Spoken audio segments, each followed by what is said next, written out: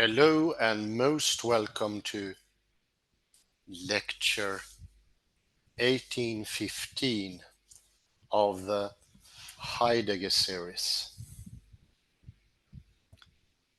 We will today continue where we left off in 1812 of the text Lex Orandi, Lex Credendi, Worship and Doctrine in Revelation 4:5 by Fergus King.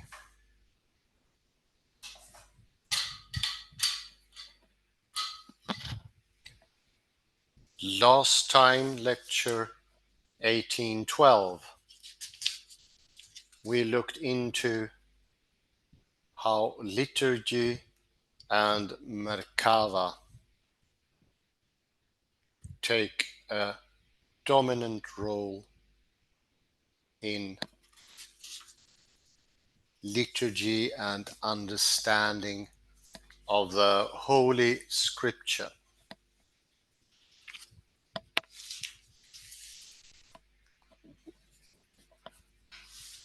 We see how they are deeply interconnected and participative in the doings, in the concepts, in the sheer understanding.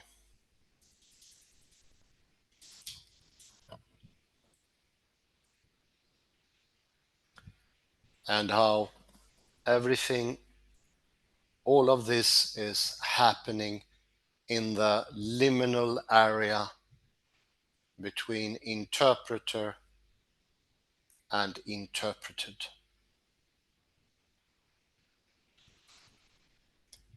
We also brought up Ian McGilchrist's important discrimination between canon and Wissen.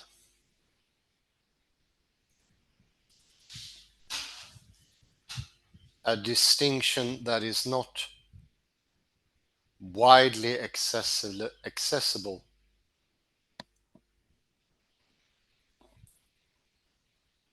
in English, but they are both called know.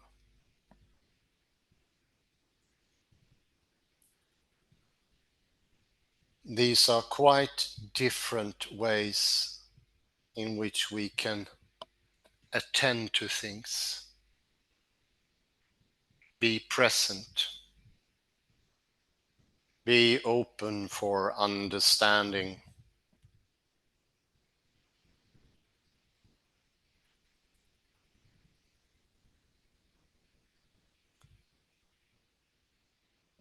And how by time there has been an equality turning up between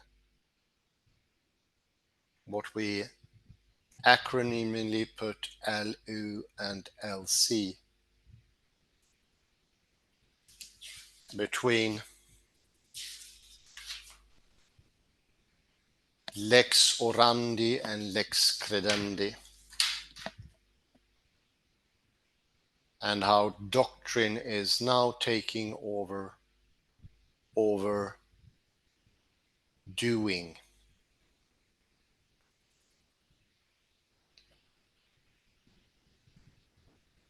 Superficial or Wissen is taking overhand to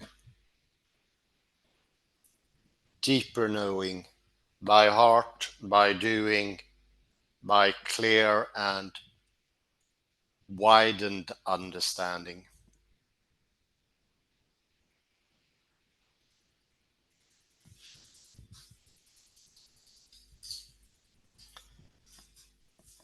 This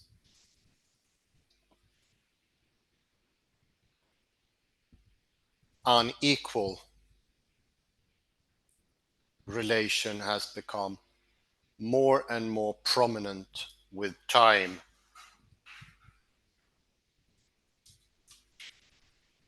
The author is saying that it was fueled by Reformation, where the doctrinal way of understanding became dominant, absolutely dominant. Something that was called by Martin Luther sola scriptura.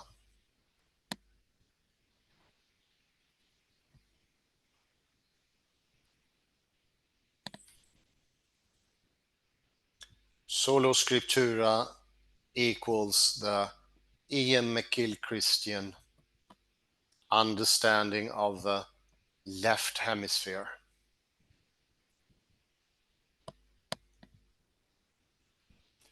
The right hemisphere is the doing, the deeper understanding that only can come by movement, bodily, spiritual engagement in precision and decisive action. This nicely equals what we in earlier lectures said about just action. As you might remember from Dr. Canfield's article, Wittgenstein and Zen.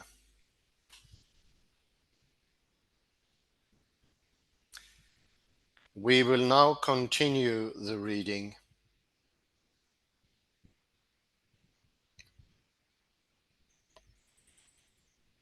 In Revelation 4, a number of details resonate with these traditions, specifically the Merkava of Ezekiel 1.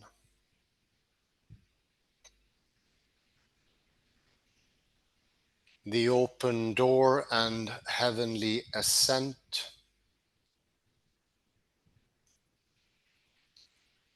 the throne, the elders, the torches,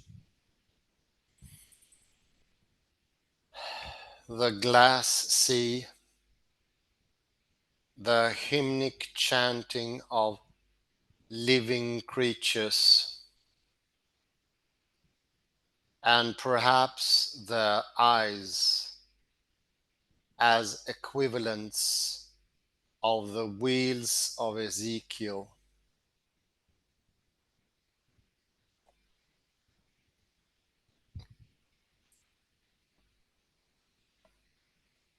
The vision guides the history of the world, depicting God as ruler and creator.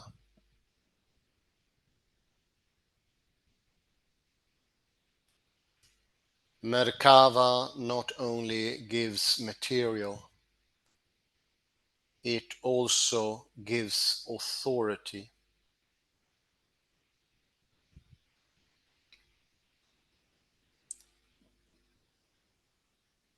Whilst there is much debate about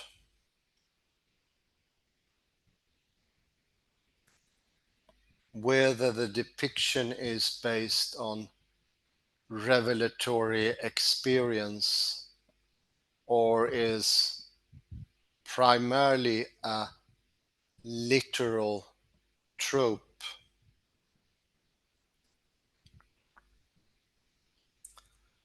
the fact is that both criteria grant authority, and they are not mutually exclusive.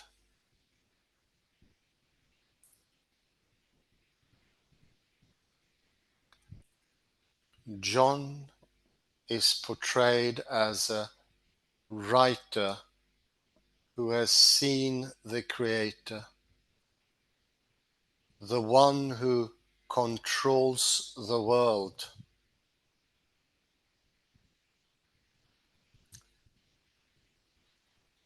In so doing, the Merkava tradition is at odds with modern perceptions, which would not readily grant authority or privilege to the product of an altered state of consciousness, whether real or fictional. Modernity treats such phenomena with suspicion, not privilege.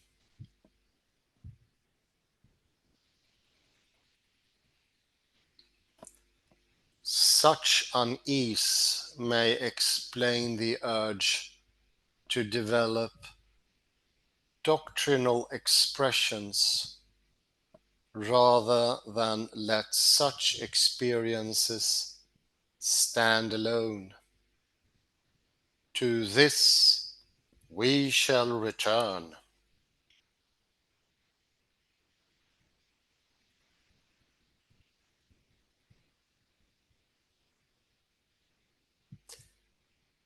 The themes of Revelation 4 continue in Revelation 5, but include the Lamb,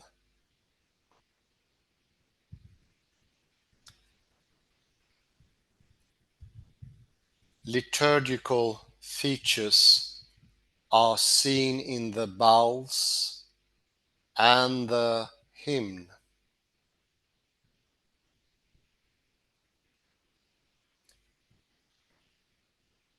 Revelation 4:9 to 11 is paralleled by 5:8 to 12.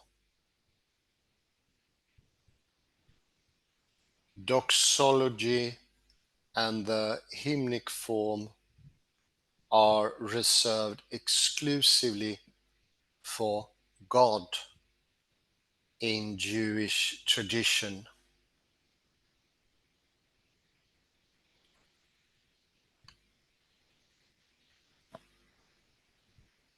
The description of the throne which runs through the book starts with a Bizelium, the two-seated throne commonly used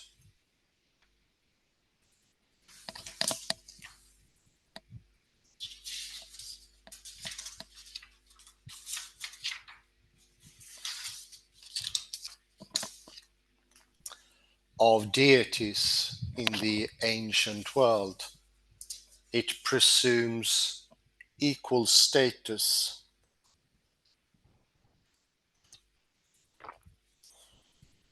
for those who share it. Significantly, this happens in a text in which right-minded heavenly creatures take great care to ensure that they are not wrongfully worshipped.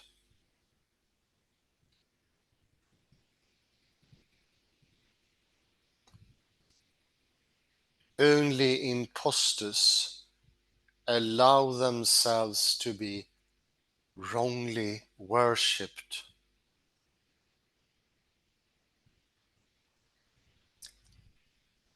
The lex orandi exemplified here by early Christian experience, liturgical forms, and Merkava provides the imagery of the text.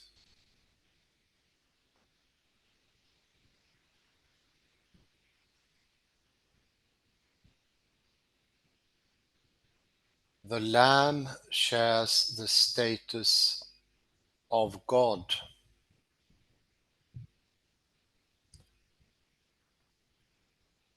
acclaimed earth in the honor shame conventions of the time.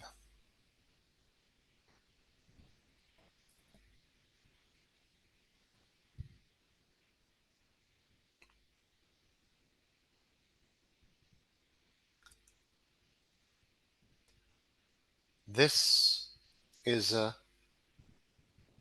powerful statement, but I am wary of developing it further in doctrinal terms.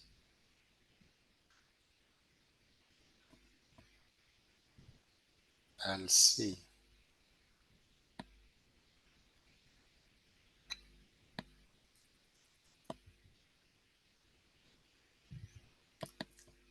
Such hesitation may need to be justified.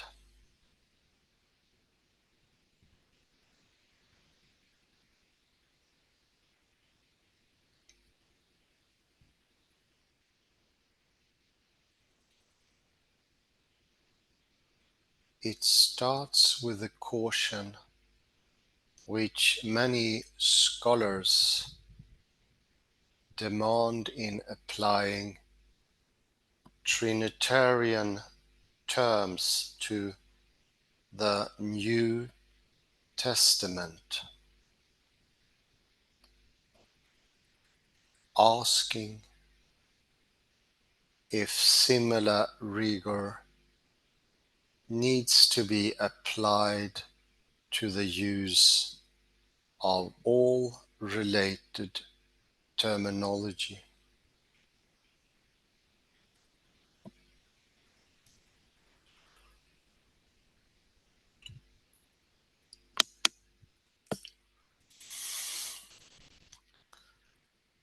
Description and doctrine.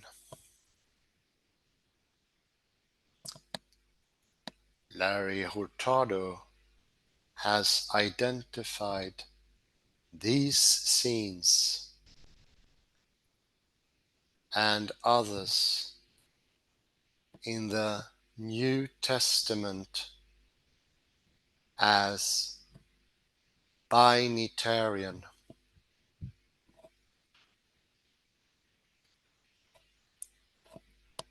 a term used to describe theologies in which an identification in nature is made between the Father and Jesus, and from the which the Spirit is often conspicuously absent.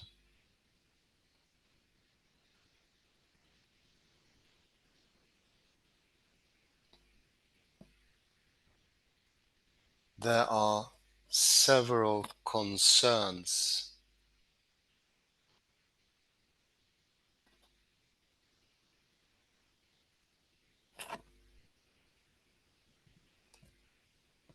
First, the term implies a degree of systematization inappropriate to the era.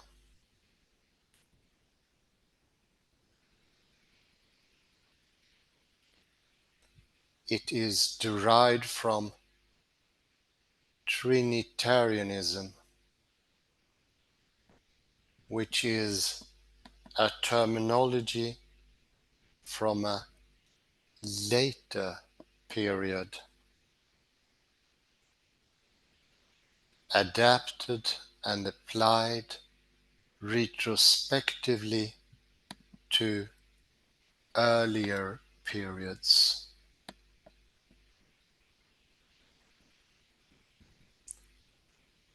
Philologically, terms may not translate well from one time and place to another, even over short periods of time. You can leave it there, please. Don't move it. Caution needs to be exercised in even using terminology appropriate to a second century phenomenon in a first century context.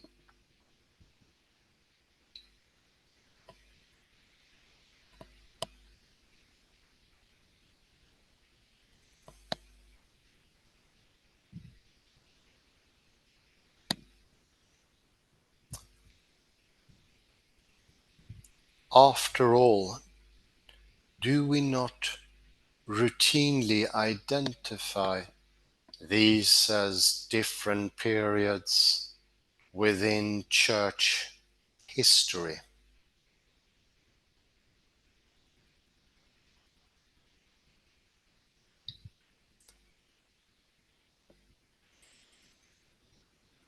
This is also true of the cultural matrices which shape such terms.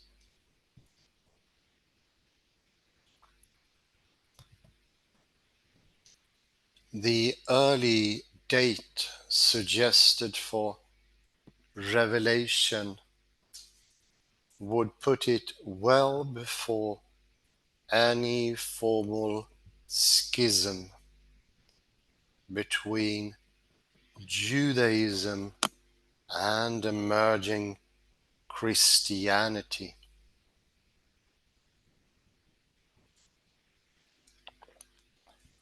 It suggests a strong Judaic flavor to what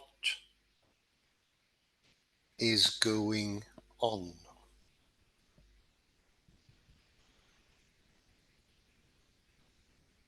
Jewish critics of Christianity, even in later periods, did not use the language of binitarianism,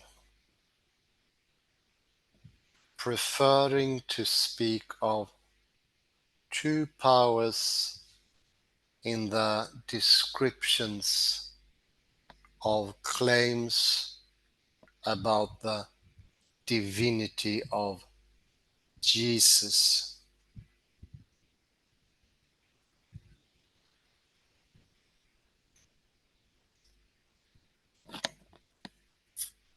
Binitarianism may read the text against the wrong context.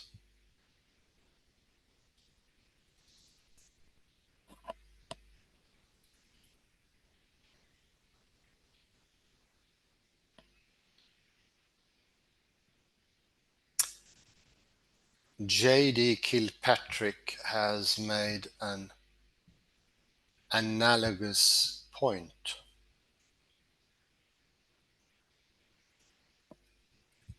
stressing that the term sacrament as commonly used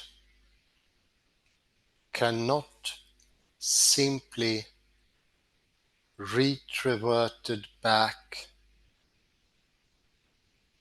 cannot simply be retroverted back into the New Testament world.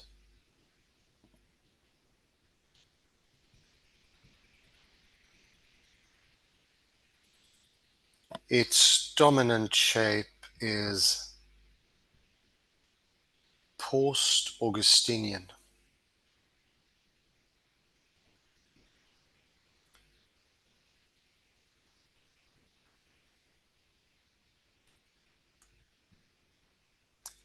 It is more historically and culturally appropriate to read the New Testament against descriptions of Jewish sacramentalia as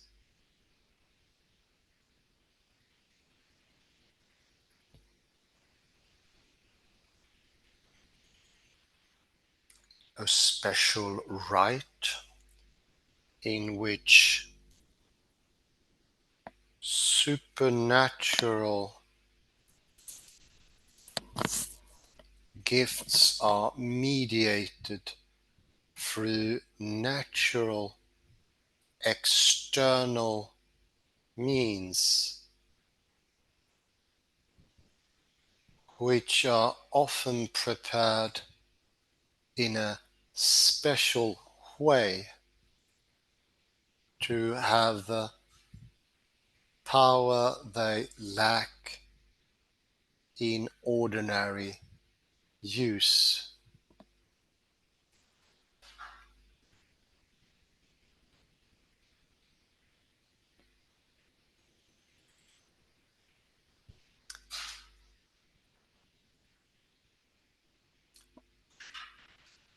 The substance of the terms is related,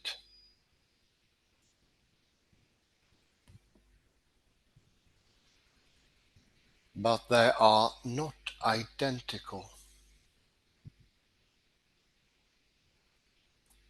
In short, there are both philological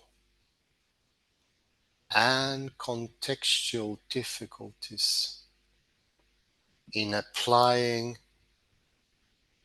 binitarianism to New Testament documents.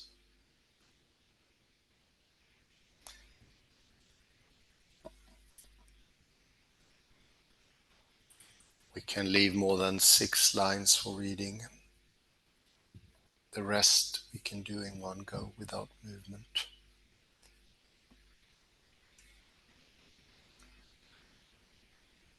There are also methodological considerations.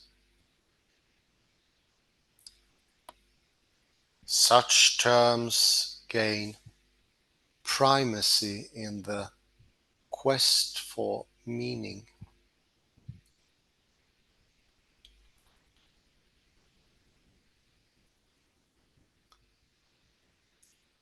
Annabel Wharton's remarks about the Dura Europus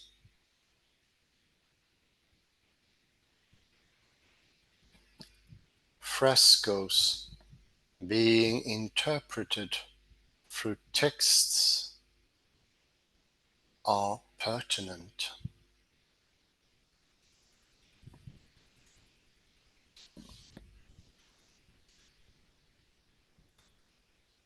The inevitable result of promoting the text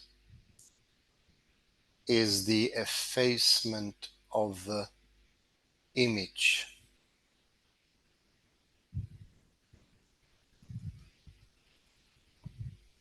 In other words, by identifying the text, not the image, as the locus of meaning, signification is literally moved outside the visual representation.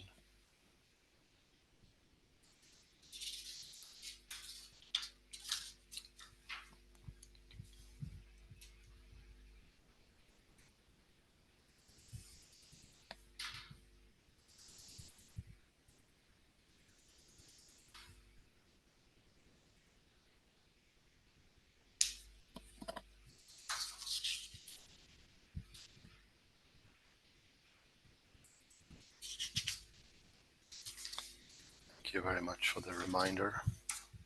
I will just read this one.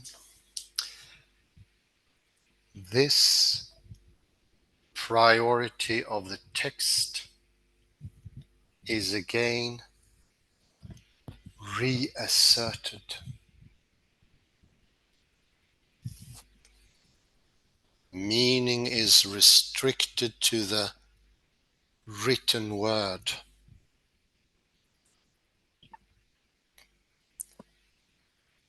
This preoccupation with identifying the explanatory text seems to be a peculiarly scholarly form of controlling meaning. Very good. We'll put in a little break here. Second here. Here, a similar phenomenon is taking place. Words, interpretation to explain liturgy, the worship of heaven.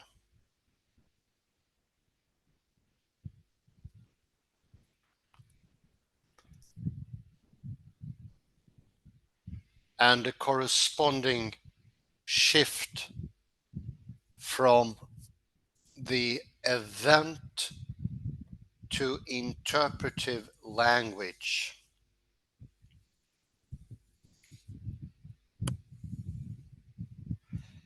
If we return to the LU, lex orandi,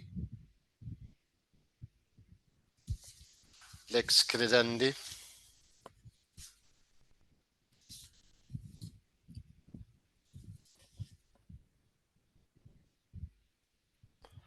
it effectively diminishes the significance of the picture of worship.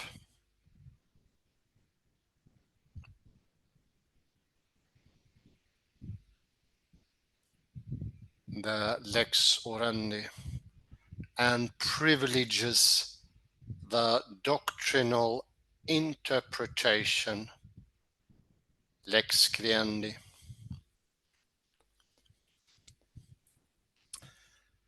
Like the anachronistic BCP,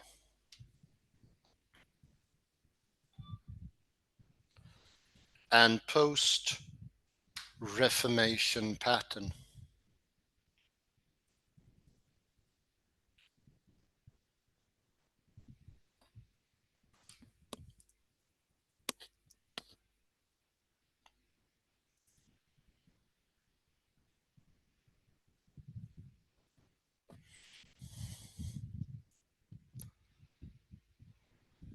The use of binitarianism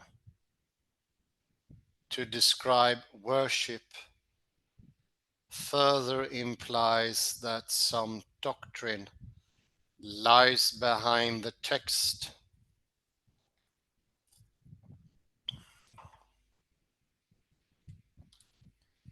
Here, Wittgenstein's remarks on phrases golden bowl are apposite.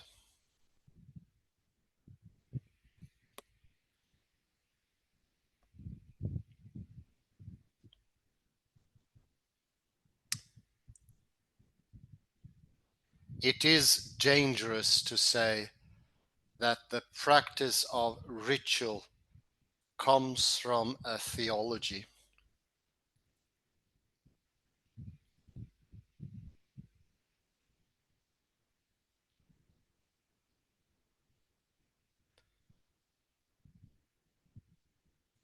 Where that practice and these views go together, the practice does not spring from the view, but both of them are there.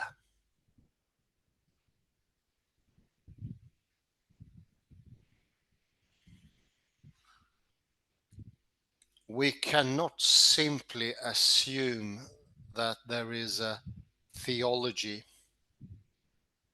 which underpins a practice.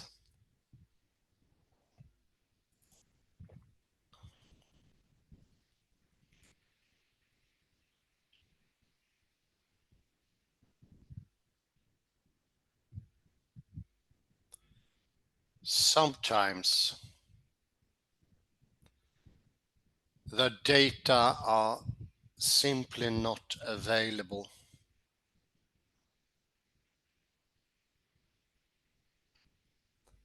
As in discerning what the ancients understood as happening in the imperial Roman cults.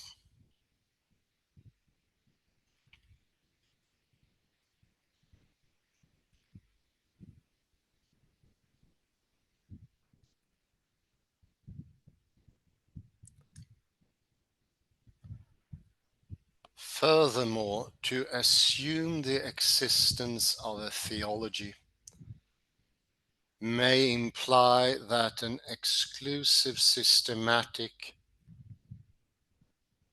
formulation is in place. Not necessarily so.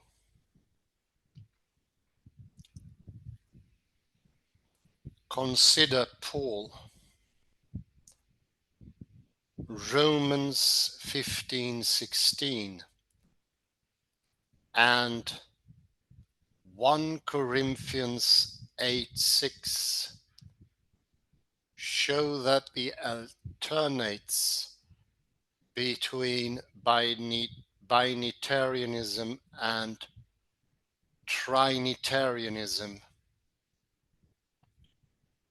suggesting that there may be no single physics of things.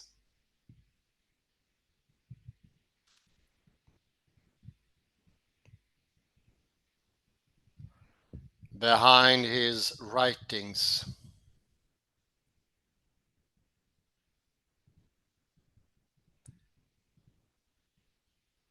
herein lies the problem.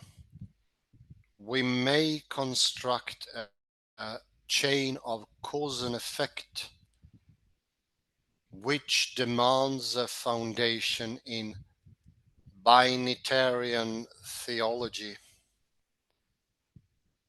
perhaps even exclusively,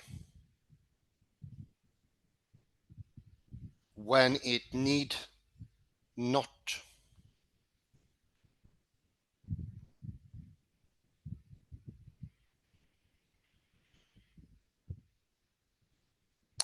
A further difficulty comes when we ask what binitarianism is.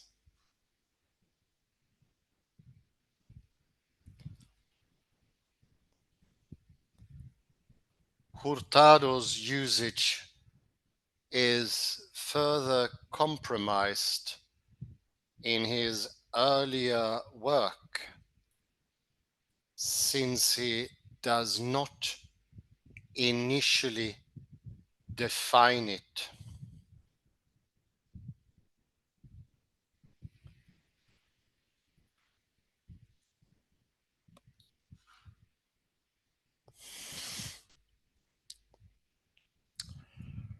Such a lack of clarity is further complicated because binitarian may also be used in markedly different fashion, as when Martin Buber uses it to describe the divine and human aspects of God revealed in Jesus by the writer of the fourth gospel.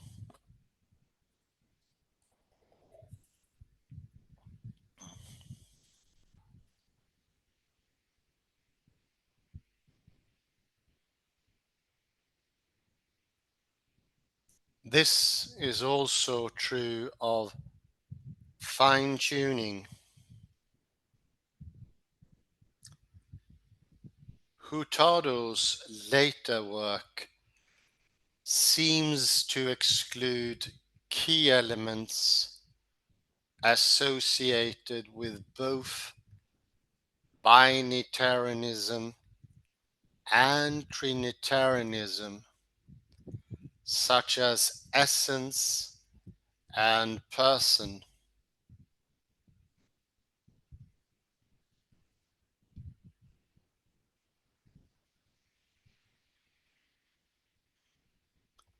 Interestingly, Hurtado sometimes places technical terms within quotation marks,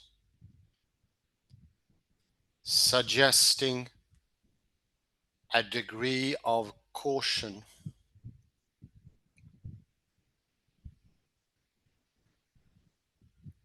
But this asks whether we might not more accurately talk of proto-binitarian or proto-trinitarian tendencies rather than use the unqualified terms.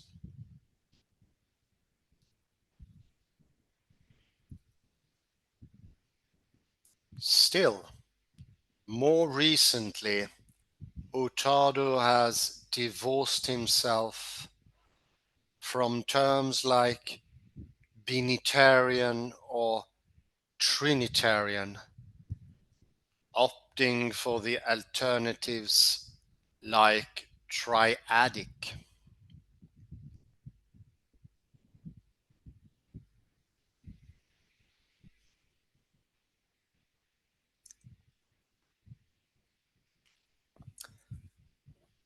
As Wittgenstein further observed, attempts to fit phenomena into distinct categories may say more about observer than observed.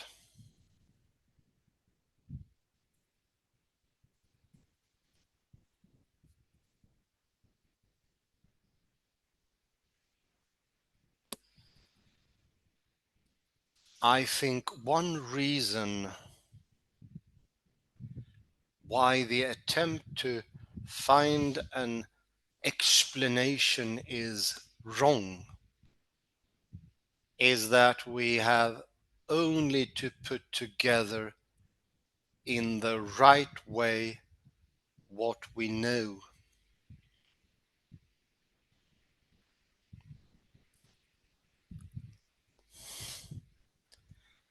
Without adding anything. and the satisfaction we are trying to get from the explanation comes from itself.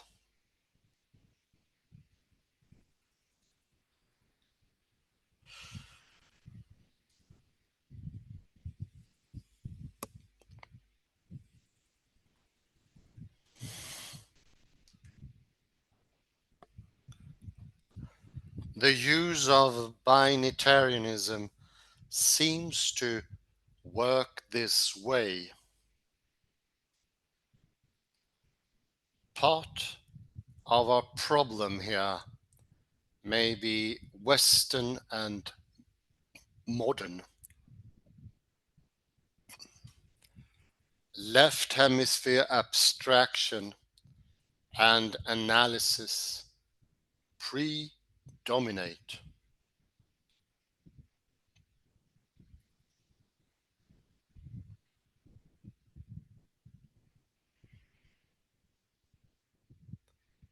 Yet there is no guarantee that other cultures, including the precursors of modernity,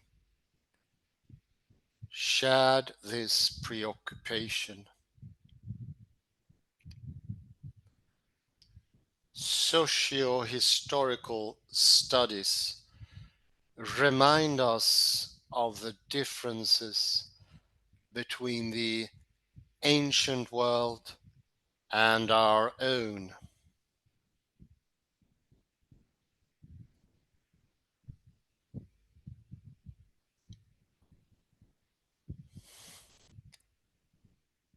This also lies at the heart of Wittgenstein's criticism of Fraser,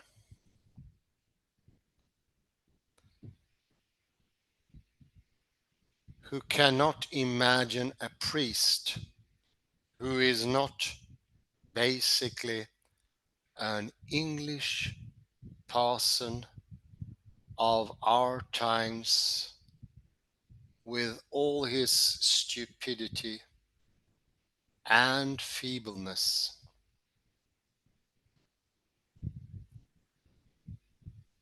Biblical criticism knows similar concerns from both Schweitzer, even the German spirit might make Jesus in its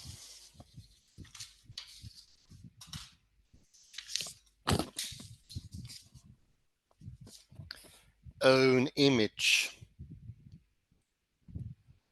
and Tyrrell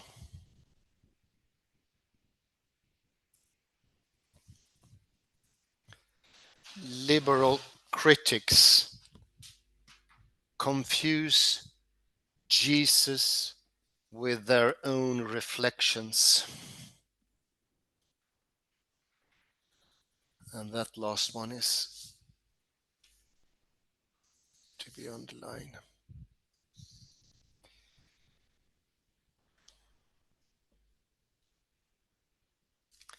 Yet, even Hurtado's own work raises questions about the term binitarian being fit for purpose.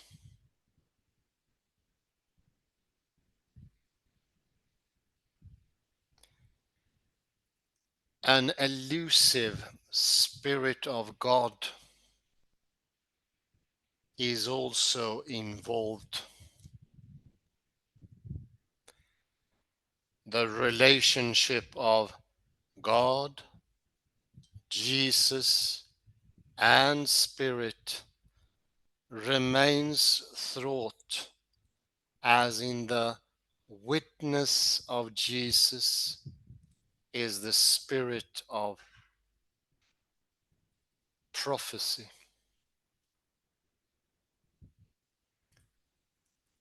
and the language of the seven spirits.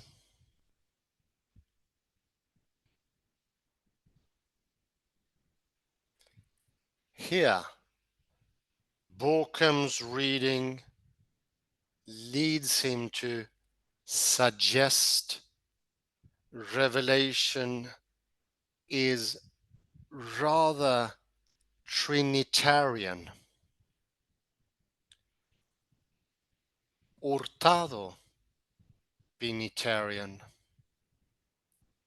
Borkham, Trinitarian.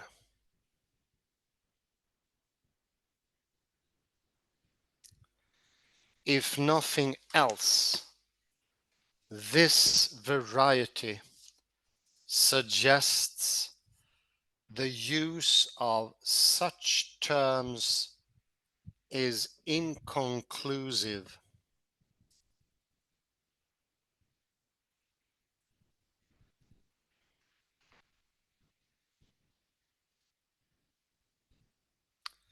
This becomes more apparent if other writings are brought under examination.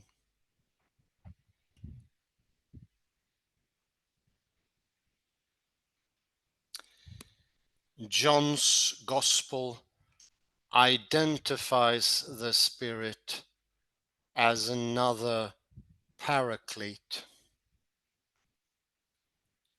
a further stream of identification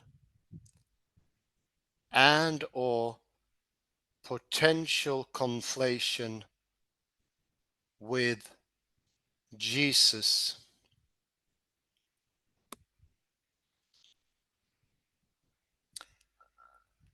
Like Paul's writings, Revelation may embrace both the Binitarian and the Trinitarian.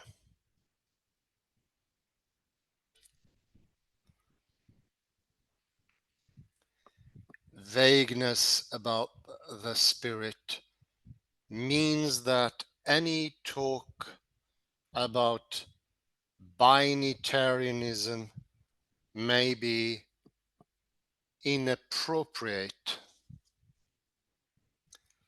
or premature.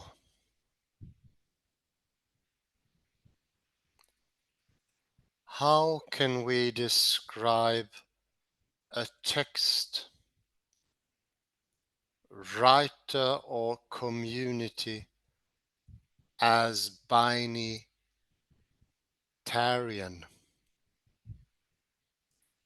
if our knowledge about the view of the Spirit is uncertain?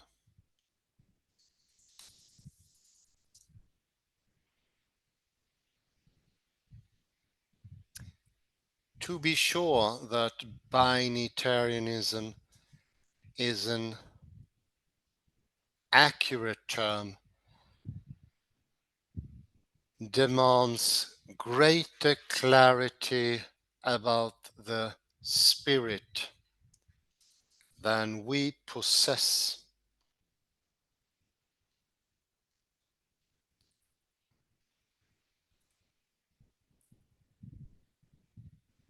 Concluding remarks.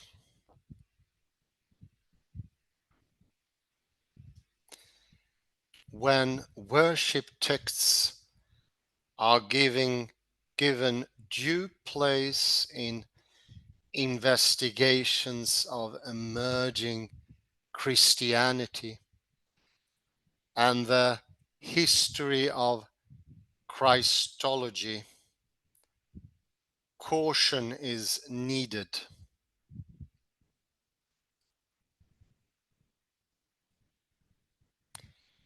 Terms used should be fit for purpose and avoid importing anachronisms, false claims, and impressions or distortions.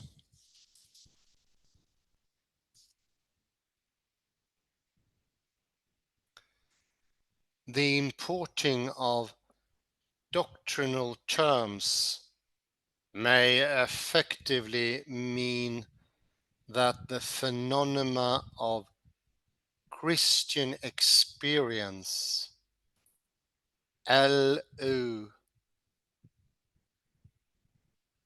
are diminished,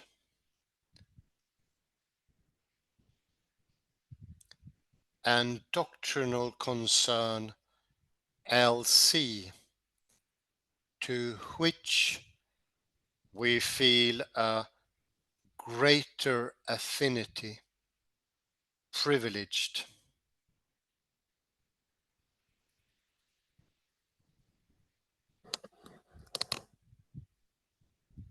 The observer dominates, and the event disappears from sight.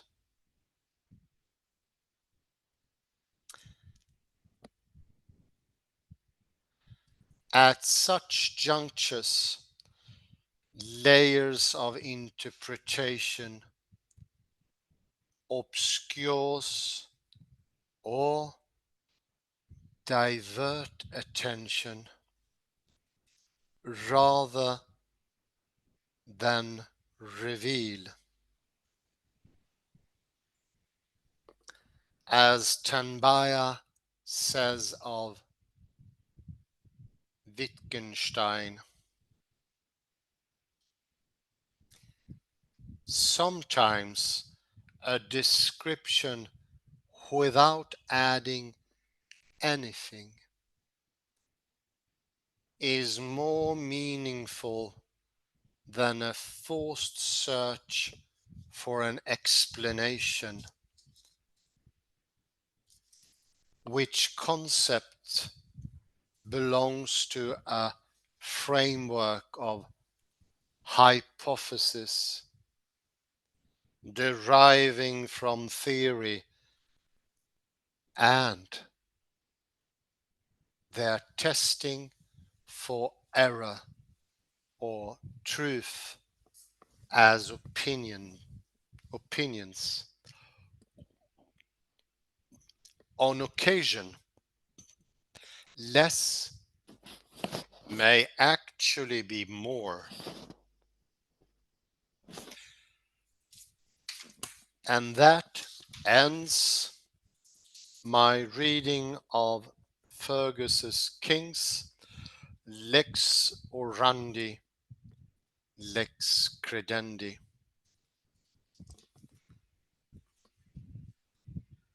And I'll go back for some comments.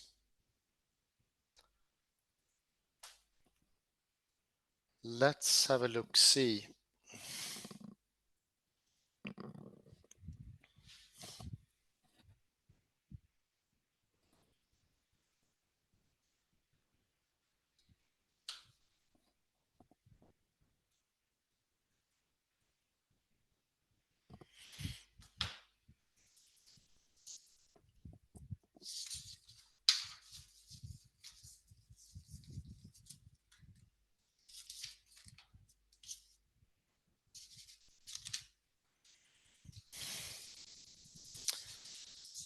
When we go through the read-through, do remember that knowing is a process.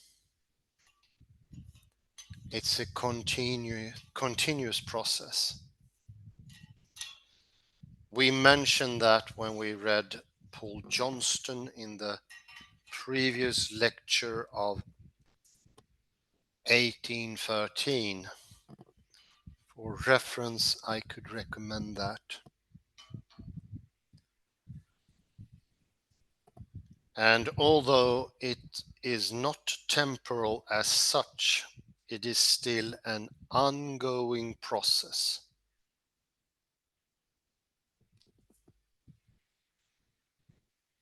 It is not a summation of different atomic knowings. No, it contains the whole of the person's movement.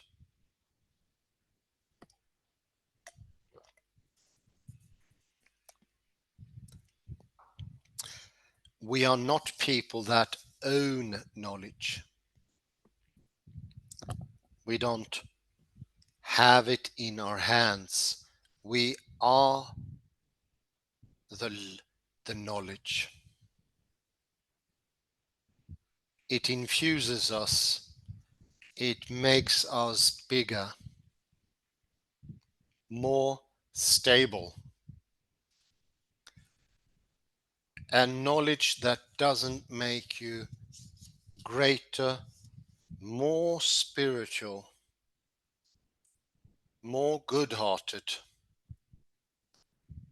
more, so to speak, ethically inclined, is no knowledge at all.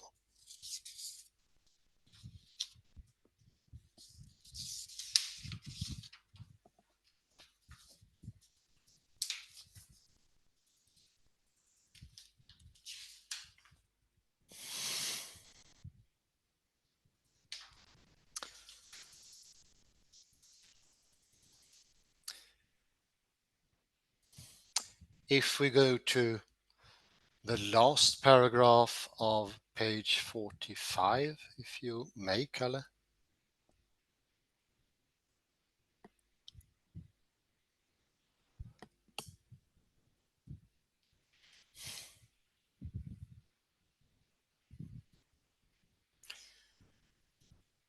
The inevitable result of promoting the text is the effacement of the image.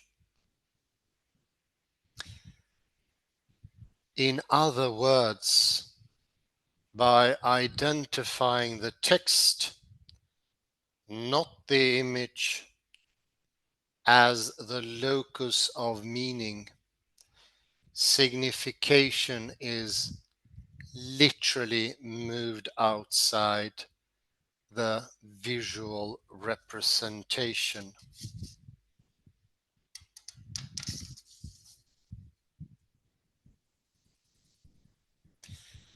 It's a loss of meaning.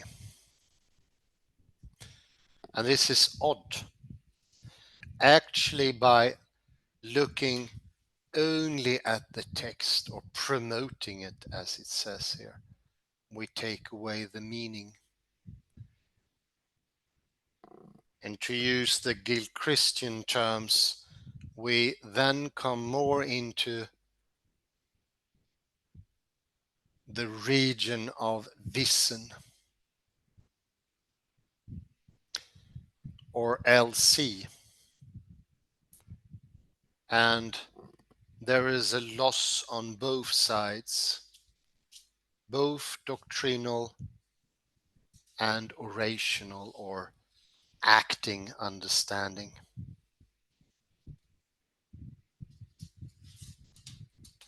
It loses its power.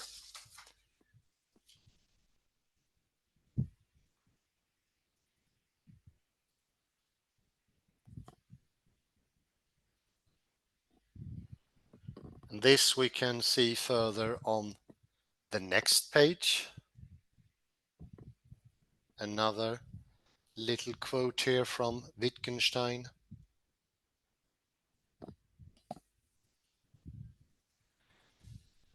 The priority is page 46.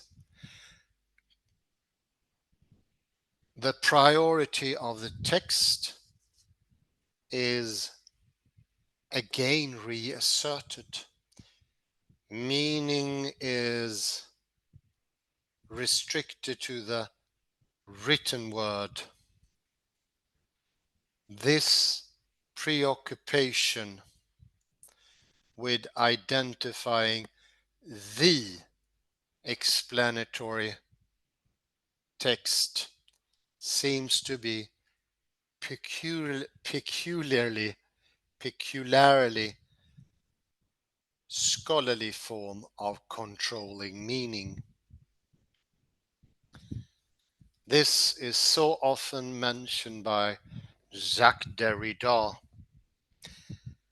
The latest time that occurred, and we had a look at it, what was in the marvelous. No, it's not from Wittgenstein. Thank you, Kalle. It's from the very same text, Annabel Wharton.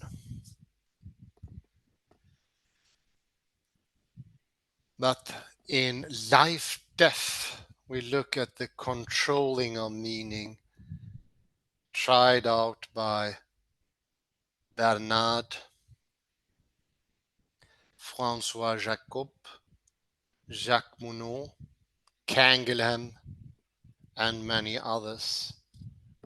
The want to only have in that text, and we can use the tools provided by Fergus King here, LC and LO, and say they go in the direction of having meaning coming only from one side,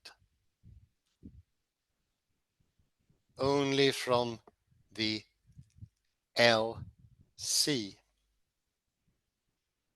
a sort of doctrinal interpretation. Yes, this is not, of course, restricted to biblical interpretation or theology. It's all in all areas. They try to control meaning. Derrida's way of approaching it is to point out they do not succeed. Tendencies like essence, metaphysics, even teleology, and I'd say a belief in God, is constantly coming up in Bernard's,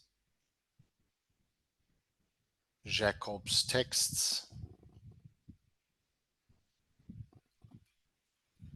Wittgenstein goes one step further and point to the thinking mistake that led to these tendencies from the very beginning.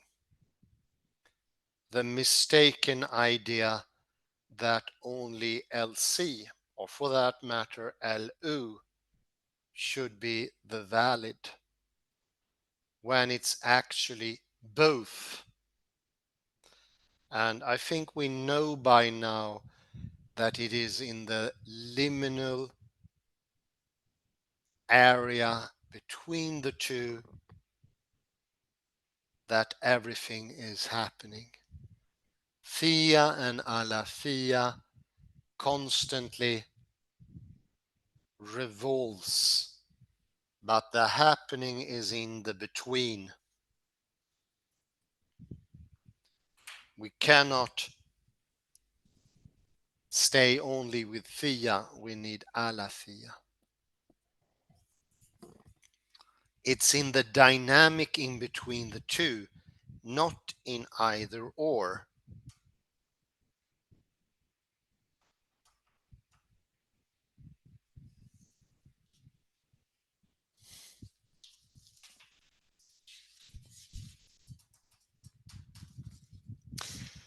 If we go to page 47, go to the third paragraph, almost fourth, just after the quote from Wittgenstein.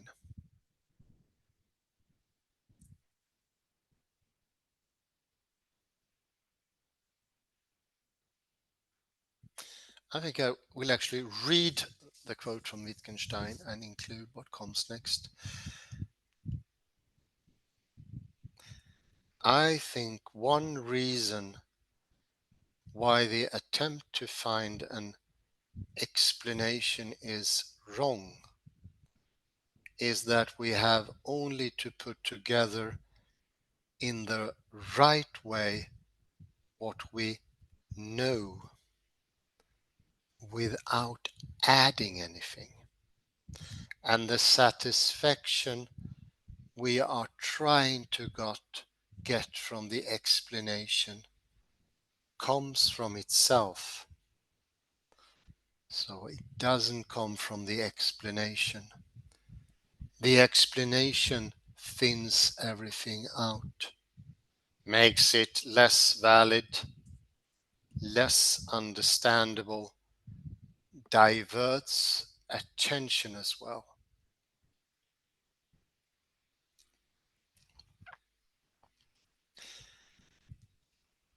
And then we have McGilchrist. The use of binitarianism seems to work this way. Part of our problem here may be Western and modern.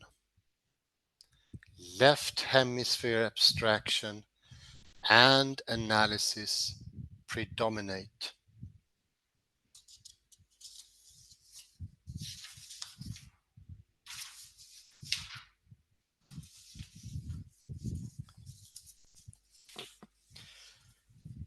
I like Tyrrell on the next page. What could happen, Tyrrell is on the very, let's see, page 48.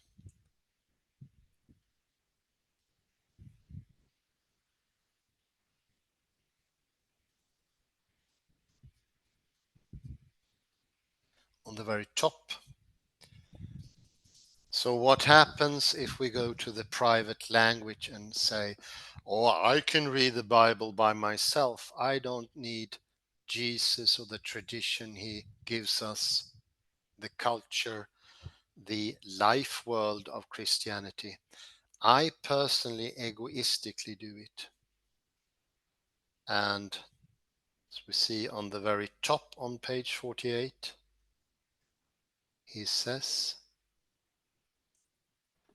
liberal critics confuse Jesus with their own reflections. I think that is incredibly apt. This is written by George Tyrrell, Christianity at the Crossroads.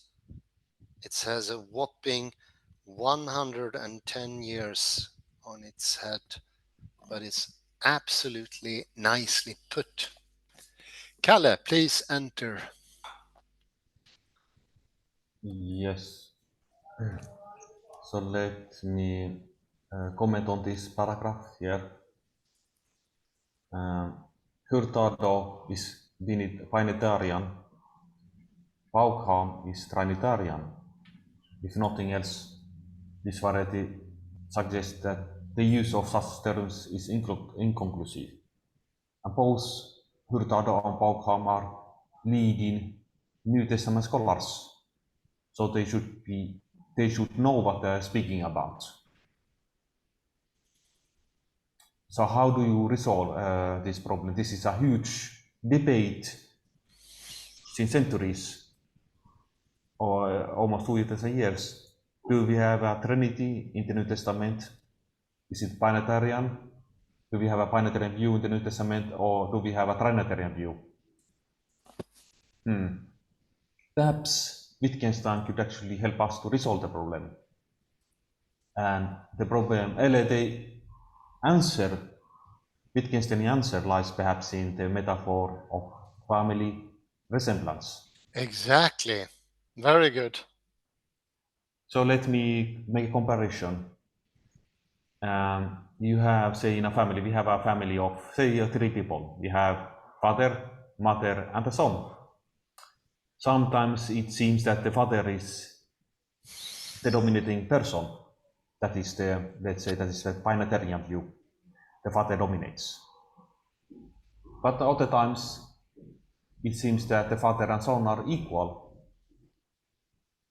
and because they think in the same manner. So that is the trinitarian view. So what about the mother? Let's say the Holy Spirit. Well, sometimes mother can be rather invisible, but other times she becomes very visible, yeah, as the Holy Ghost, so to say. And Wittgenstein emphasizes in this family resemblance that boundaries are not fixed. Boundaries are not fixed. So in a family, who dominates? Yeah, it can be question of time or occasion. Sometimes the father is very dominating. Sometimes father and son think alike, and so forth. So Wittgenstein's family resemblance perhaps resolves the whole this huge issue in New Testament studies and Yeah, both. yeah, yeah. I think it's very good. And just let me throw something in there. I'm not sure if it's good. I'll Mm, do it anyway. I mentioned liminal zones in between, mm, and to have liminality, if you have sharp distinctions and categories, you don't mm, get any liminality. mm, You get take the coast of Norway. You get, let's say, the water is black. Then you only get blackness until you reach the first corner of sand, and then everything is white, that i.e. the coastline. And as you can hear, it doesn't even make sense how nature works. Where should the firm terra firma begin? With the first grain of sand or maybe some seaweed? And where does the water begin? With mm. the moisture in the sand? Or the thing is, to have a coastline, it is the liminal zone that counts. That is the important thing. I don't say that the other two are completely unimportant, but it's the Trinitarian, as you say, the third in between. Yes, absolutely. And we could combine the family resemblance metaphor with the bonus logic. Oh, yeah. Indeed, what is logic? Yes, that also here the boundaries are not fixed, we could No, say. That is a simplification of the bonus theory. But where, let's say, the father dominates one day, he is very pushy, but in Chinese thinking, you should be like water, so you transform it. Sometimes father and son become one, like a wave in one way, perhaps, or something like that. Uh, hmm. and if it's too sharp and you say, everything in this is equal or identical, or at least semi-identical, then you get these sharp groups. And with sharpness, if you get either or, if you have that sharpness, you can never have the liminal border zones. There is no border then. Hmm.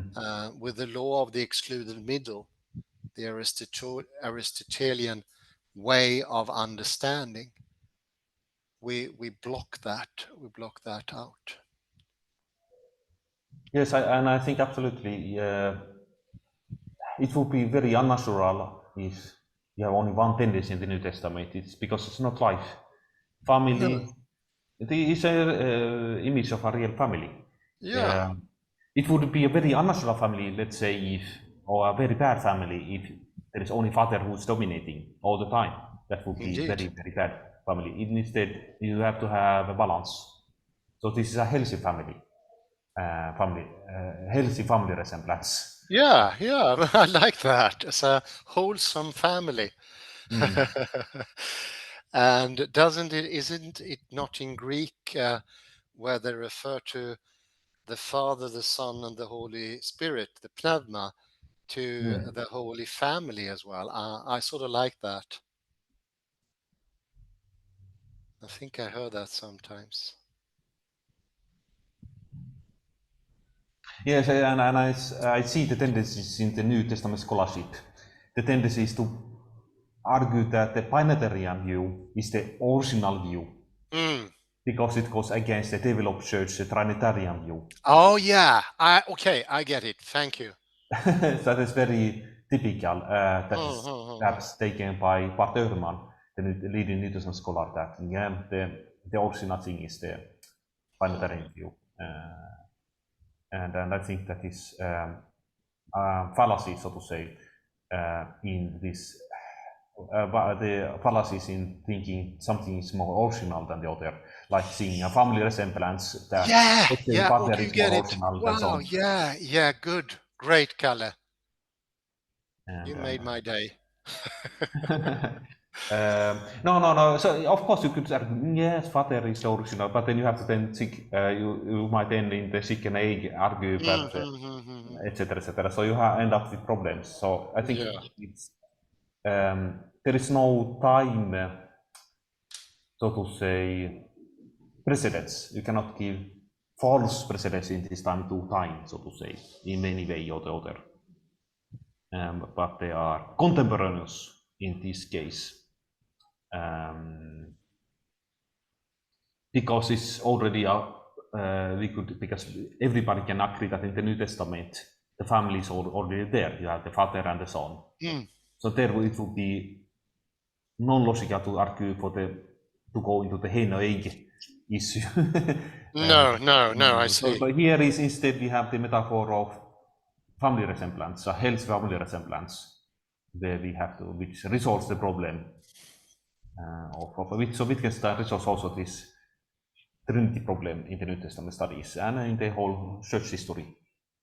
Think about how many fights, bloody fights, in the first centuries. Oh yeah, we had the schism, and then the fights got stronger and stronger, and the 30 Years' War. No, That. the 30 years, it's not about, I'm thinking more about Bishop Athanasius for the father and son Mm-hmm. are alike in all this homoousios, this very complicated debate. But primarily, this is the issue. Oh Is yeah, yeah, father equal or is he superior, I suppose, and so forth. yeah, yeah. And family resemblance, I think, would resolve the whole issue of Well, it becomes healthy. the sharp dividing lines. But what I meant there with the Reformation and what happened later is that the splits that became more and more, and I think that splitting up is also the sharp divisions of lex orandi, lex. Uh, like you say, it's only the text or it's only tradition, Hmm. and in that happening, you lose out on the meaning. It becomes only words, and that becomes horribly subjective. That Tyrell really has a point here. Hmm. Liberal critics confuse Jesus with their own reflections, Hmm. and they make division. And I don't know how big the divide is now, but I think we are reaching like 30,000 denominations if you count them all. Hmm. It's scary, and Hmm. of course, this fighting it's doesn't help. It doesn't help getting any meaning. I propose that we stop there for today. Hmm. Sounds good. Thank you very much, Kalle Lundahl. Thank you, everyone, for listening in. Have a very pleasant morning, day, or afternoon. Until next, bye bye for now.